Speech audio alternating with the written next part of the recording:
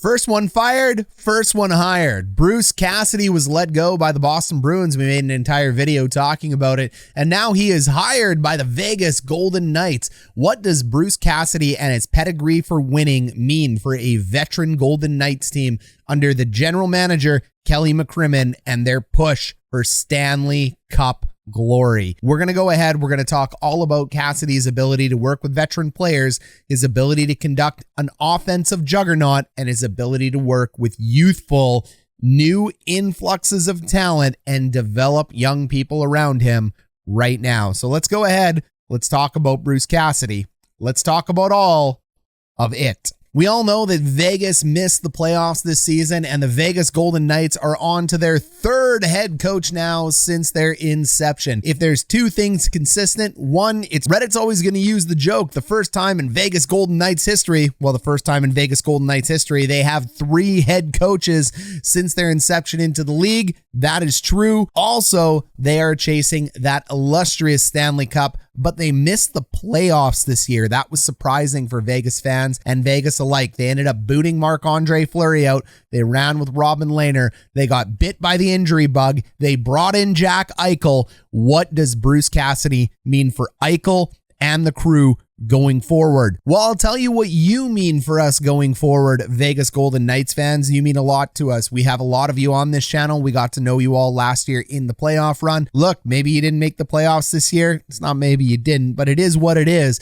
We still love having you on this channel, and I'd love it if you could go down below and hit the quick subscribe button and drop the little thumbs up button for me as well too. And hey, think about joining our Discord. We'd love to chat with you about it, and we will be streaming and running the Stanley Cup Finals here on this channel. So be a part of it. Hit the subscribe, hit the like, join the Discord. Now let's get after more Bruce Cassidy information. 245, that's how many wins Bruce Cassidy has. 108 losses, 46 overtime losses or ties, being the Bruins bench boss since 2017. But the concerning stat is that he's gone 36-37 in the playoffs. He hasn't been able to close a Stanley Cup for the Boston Bruins, but he's done a lot of good for the Bruins, and I believe that good is going to transition over to Vegas. Do I think this is a good fit? No.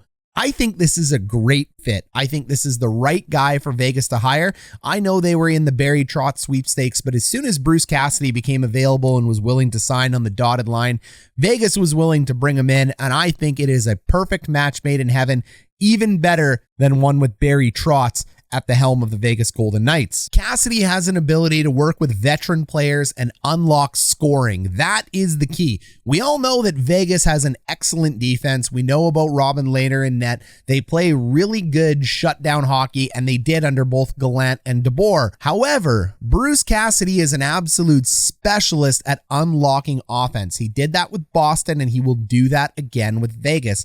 When it comes to Bruce Cassidy's ability to play, he wants to play fast in the neutral zone with transition. He wants to score on the rush, and he wants to be an offensive juggernaut. That's why he ended up putting the perfection line together. That's why he really struggled to break it apart. But when he broke it apart, he broke it apart for offensive and scoring tactics. We all know that there were a couple players that didn't enjoy playing under Bruce Cassidy, and David Backes is one of those. He wasn't quiet when he talked about this. He said, look, I'm a grinding player. I'm a player that knows how to play in the hard areas. I get to the net. I do my job. But I was a little too slow for a guy like Cassidy. Cassidy didn't want to play me. He wanted to play guys who were fast on the transition and fast in the offensive zone, and that isn't my game. So David Backes knew what his game was. He ended up getting put on the bench. So did Nick Foligno. All the guys that play a grindy role and more of a slow traditional role, they don't do well under Bruce Cassidy. But guys like William Karlsson, Jack Eichel, Mark Stone, they are going to thrive under Cassidy in his new system. Guys like Pacioretty, who come from Montreal, where they were used to being allowed to stretch the ice and explode and get points, are going to get even more points. And it's not like Pacioretty ever did bad with the Knights. He's been amazing. So I think when you take a look at that Eichel, Stone, Pacioretty, William Karlsson kind of top four, if you're thinking about it that way, with the Knights, he is going to do a lot to unlock the talent for these guys. So he's able to come in, he's able to work with veteran guys. He gives veteran guys like Alexander Pietrangelo. Alex Pietrangelo is going to have a wonderful time under Cassidy. And he even gets to work with the offensive powerhouse that is Shea Theodore. So I think he's really going to love working with those two guys as well too. Both of them are offensively minded defensemen. Pietrangelo is more of your traditional two-way. Shea Theodore is more of your new, let's call it new age, push the pace defenseman that likes to jump in with forwards. So it'll be really interesting to see what Cassidy is going to do with this back end right now and how he starts activating them into the rush, especially since most of the offense, yes, it has been generated through the back end with Vegas, but I think even more of it and more offensive capability is going to be unlocked under Cassidy. You can expect to see a stacked line up front. You can expect to see Jack Eichel thrive. I think Eichel is going to love this. The combination of Eichel and Cassidy is going to be a wonderful marriage in heaven for the Vegas Golden Knights, in my opinion. I do believe they will end up returning to the playoffs next year under this guy. He is just that strong. I really think Mark Stone is going to score a bunch of goals, and I think Max Pacioretty is going to be absolutely unleashed with this guy at the helm. It'll be interesting to see what trades and moves are made under Cassidy. Now, the other thing to note is Cassidy's ability to develop young players. Cassidy was known with his time with Boston and Providence for developing guys like Tuukka Rask, Brad Marchand, David Pastrnak. When he was the coach in the AHL and the bench boss there, he did a really good job of graduating a lot of the Bruins younger classmen into the Bruins organization. And then he did excellent as the Bruins head coach, fostering the players he grew. Where Cassidy ended up losing it, if you will, with Boston, at least with Don Sweeney. And hey, we don't have to get into Don Sweeney. He's no Kelly McCrimmon, am I right? But where he ended up losing it for Don Sweeney was the fact that the Bruins basically aged out. They have aged out at this point, and no young talent really has been developed under Bruce Cassidy. Now, Boston isn't the greatest drafters, and I don't know if Vegas is either, to be honest. Both are teams that are excellent at using their draft capital and parlaying that into veteran talent through trades and free agent acquisitions. Both are areas that are very attractive for players to come in, for free agents to sign with. So the draft isn't necessarily as important for teams like Vegas and Boston, although it is still important. It's still important that Cassidy is able to develop some of the younger players. The first one that actually comes to my mind will be whether or not Bruce Cassidy takes the time or even cares to try to unlock Nolan Patrick. Is Nolan Patrick a lost cause at this point? I'm not sure. He was a highly touted prospect, second overall. He had all the talent in the world, but injuries, concussions, and maybe possibly coach development ended up holding him back. Cassidy has a track record of being able to develop guys like these, because Patrick in many ways reminds me a lot of the young guys that he developed over there in Boston, who are not young anymore, but he does have a track record of being able to do this. So it'll be interesting to see, with 1 year left on Patrick's contract, what Cassidy is able to do with him. It'll also be interesting to see if guys like Brendan Brisson end up getting into the lineup under Cassidy. He's probably the only prospect I can look at on here and go, yeah, this is a guy that might be able to play in the next year or two under Cassidy. When I take a look at the rest of them, especially Dorofeyev, Ivan Morozov, Zach Dean, Mason Primeau, like I don't know how he's going to do with these guys, but I don't think that's what he's being brought in to worry about. I think he's really being brought in to worry about the top six and the top four.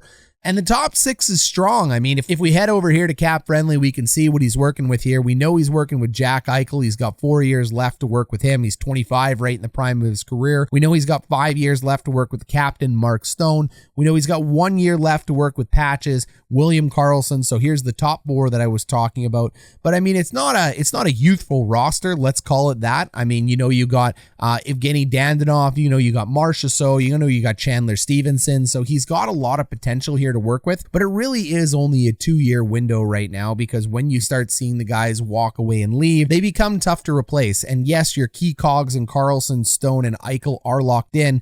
But if you lose guys like Pacioretty, if you lose guys like Dandonov, and then you take a look at here at Marchessault, Stevenson, Carrier, I mean, these guys need to be replaced, and you don't have a ton in the system to replace them. I know a lot of them are hidden down here on the injured reserve.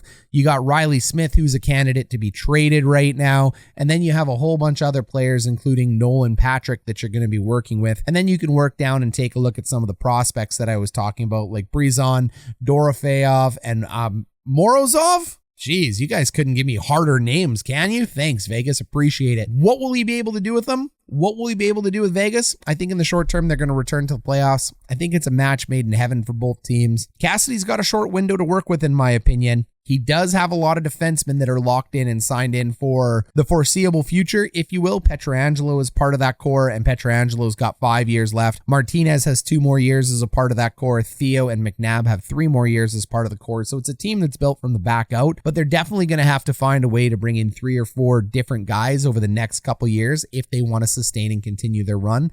But hey, Boston was able to do it. McCrimmon's one of the best general managers in the league. Now they got their guy. You let me know what you think of Cassidy being part of this team. And while you're at it, if you want more Bruce Cassidy information, why don't you click on this video here talking about the Boston Bruins breakdown heading into 2022-2023, where we discuss Cassidy's firing, his possible replacements, and what Cassidy did really well for the Bruins.